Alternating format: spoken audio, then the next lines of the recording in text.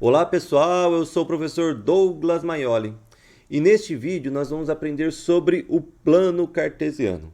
Mas para falar sobre o plano cartesiano, eu vou falar sobre uma personalidade que é o René Descartes. Você já ouviu falar do René Descartes? Foi um matemático, um filósofo francês e ele é conhecido por essa frase aqui, né? O penso, logo existo. Aqui está a carinha dele, né?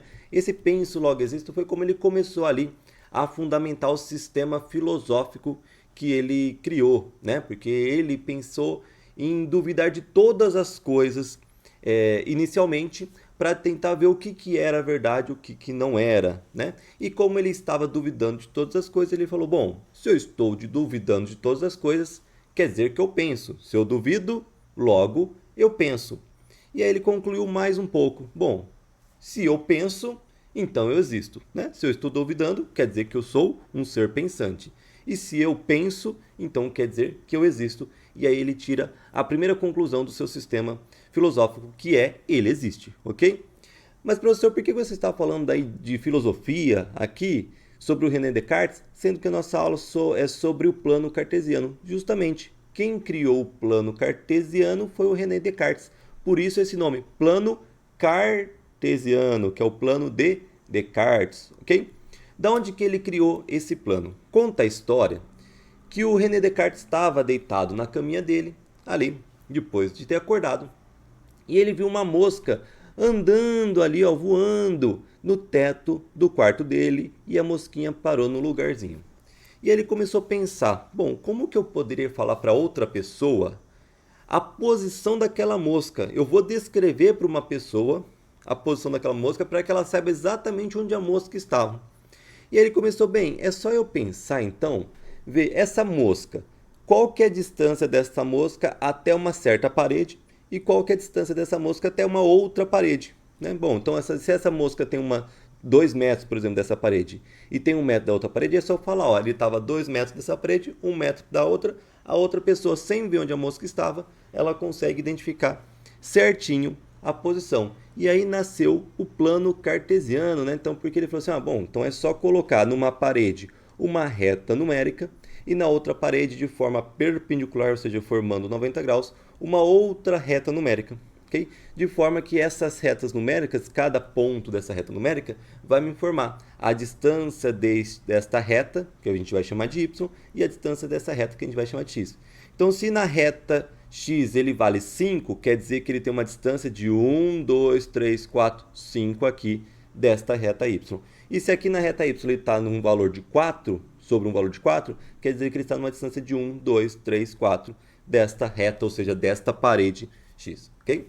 E aí nasceu o plano cartesiano, né? A ideia de você colocar duas retas numéricas perpendiculares e em cada ponto deste ponto você definir qual que é o valor em cada uma destas retas que a gente vai chamar de eixos, ok?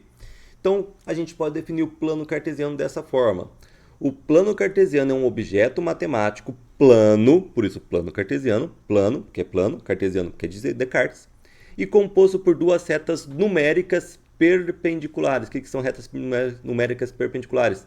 São retas que possuem apenas um ponto em comum, formando um ângulo de 90 graus. Então aqui ó, tem um ponto em comum entre essas duas retas e forma um ângulo de 90 graus. Este ponto em comum é conhecido como a origem. Então este ponto aqui é a origem e é nele que é marcado o zero das duas retas. Então aqui na origem ele é marcado tanto o zero do eixo x aqui, né, do plano da reta x, como da reta y, né? Essa reta x a gente vai chamar de eixo das abscissas, né, para você decorar só para lembrar. Eixo das abscissas, né? O x aparece ali mais ou menos no nome, né? Então o eixo das abscissas ou abscissas, né, é onde a gente tem a reta aqui, essa reta deitada, tudo bem? Tanto é que se a origem ali é o zero, se eu andar para frente vai andar positivo, 1, 2, 3, 4, 5. Se eu andar para trás vai andar para os negativos, menos 1, menos 2, menos 3, menos 4, menos 5. Lógico que tem o meio, tem o 0,1, tem o 0,001, tem, ok? Na verdade essa reta aqui é a reta dos números reais, a gente pode colocar qualquer número real. Aqui na reta x, a mesma coisa acontece aqui na reta y, que a gente chama de eixo das ordenadas, tudo bem? Então aqui no eixo das ordenadas, também a gente começa na origem, que é o ponto de intersecção ao zero, Se a gente subir é os positivos, 1, 2, 3, 4. Se a gente descer os negativos, menos 1, menos 2, menos 3, menos 4, a gente também pode colocar qualquer número real, ok? Então, essa reta deitada a gente chama de eixo X, ou eixo das abscissas.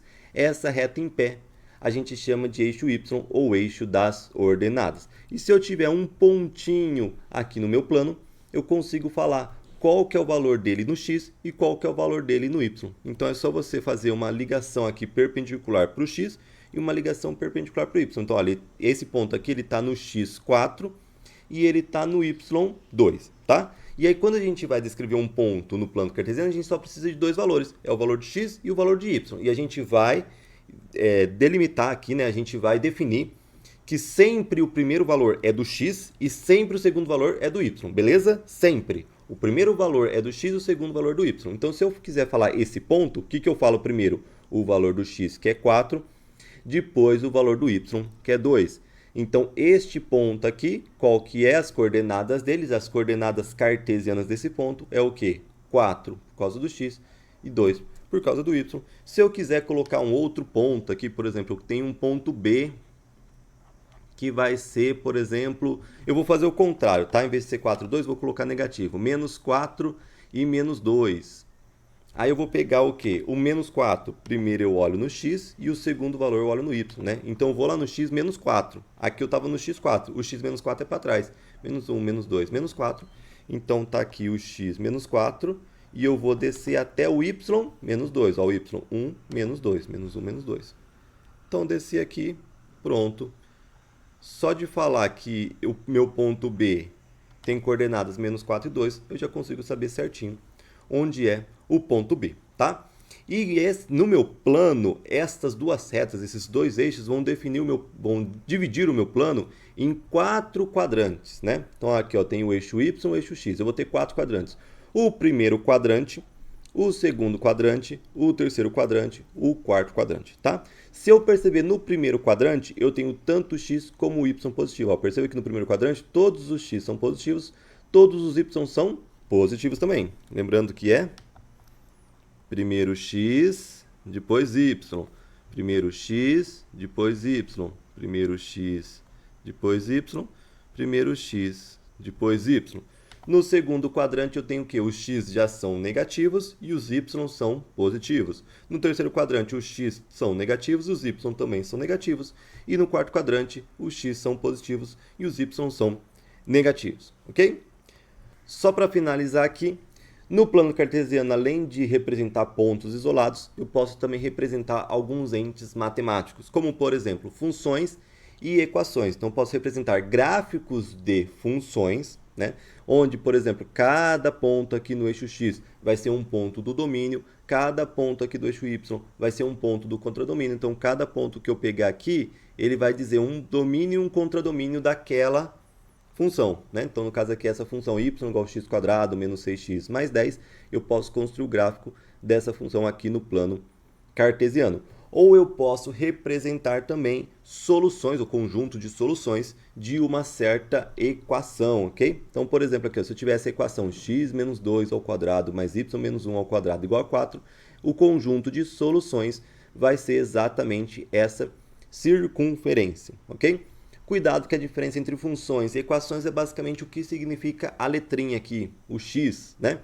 Aqui, basicamente, essa letrinha significa uma variável. Por que uma variável? Porque eu vou escolher um x e para cada x que eu escolher, eu acho um y correspondente, ok? Então, eu posso pegar vários x e para cada x eu vou achando um y correspondente. Já na equação, a gente tem incógnitas, não variáveis. Variáveis são as funções. Nas equações, a gente tem incógnitas. Incógnitas são valores que eu quero descobrir, ok? Nesse caso aqui, eu quero descobrir quais são os valores de x e quais são os valores de y que deixam essa igualdade verdadeira, ok? Quais são os valores de x e y que deixam essa igualdade verdadeira? Todos os pontos que estão aqui nessa circunferência, ok? E como muitos dizem, com a invenção do plano cartesiano, com isso também nasceu a geometria analítica, que é o que a gente vai estudar nesse curso, ok? Porque a geometria analítica nada mais é que a gente fazer um tratamento algébrico, né? Ou seja, representar e tratar de forma algébrica entes geométricos, ok? O que é tratar algebricamente? É você representar através de equações. Então a gente vai trabalhar bastante com equações. É representar através de equações entes geométricos. Quais são exemplos de entes geométricos? Retas, planos, circunferências, elipses, esferas, tá? Então a gente no nosso curso de geometria analítica, a gente vai representar esses entes geométricos através de equações e fazer um tratamento algébrico a partir daí, ok? Espero que tenham gostado aí dessa aula. Não percam as próximas aulas. Abraços e bons estudos a todos.